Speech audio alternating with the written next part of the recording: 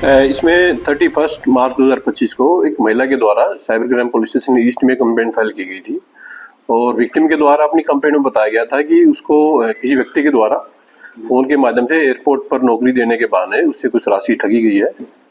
तो इसमें गुरुग्राम पुलिस के द्वारा cyber crime police station east में एफआईआर रजिस्टर की गई थी। ड्यूरिंग द इन्वेस्टिगेशन कल इसमें दिल्ली से कुल मिलाकर के 4 अक्यूज को 17 तारीख को पुलिस के द्वारा अरेस्ट किया गया है। जो अरेस्ट किए गए अक्यूज है उसमें जो मेन जो आरोपी है उसकी पहचान राजू के रूप में हुई है, जो कि स्थायी रूप से उत्तर प्रदेश के गांव का रहने वाला है। इस मेन संचालक के साथ में 3 अन्य युवतियां वहां पाई गई थी जो कि इस धोखाधड़ी के काम में संलिप्त थी।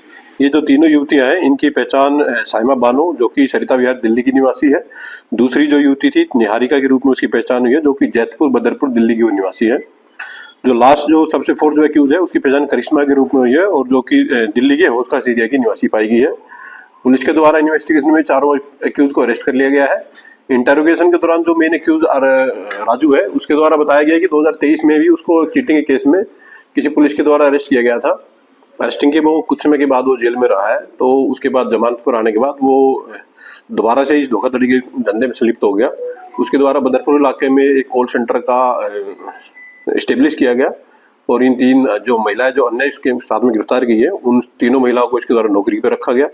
नौकरी के अलावा वो इन महिलाओं को जो ठगी की राशि होती थी उसमें से करीब 2% कमीशन वो इनको कमीशन के रूप में देता था।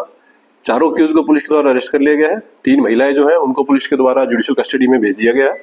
मुख्य जो आरोपी है उसको पुलिस के द्वारा अभी पुलिस रिमांड पर लिया गया है। फर्दर जो केस की इन्वेस्टिगेशन की जा रही है। इन्वेस्टिगेशन के दौरान स्पोर्ट से इन सभी से करीब 15 मोबाइल फोन्स पुलिस के द्वारा रिकवर किए गए हैं, जिनका डेटा एनालिसिस पुलिस के द्वारा किया जा रहा है।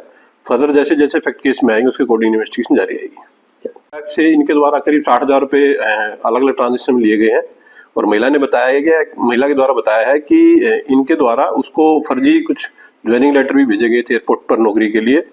और जैसे मामला पुलिस के संज्ञान में आया था पुलिस के द्वारा एफआईआर रजिस्टर करके चारों अक्यूज को पुलिस के द्वारा अरेस्ट कर लिया गया है। केस की इन्वेस्टिगेशन फिलहाल की जा रही है। ऑफिस कहाँ बनाया हुआ था?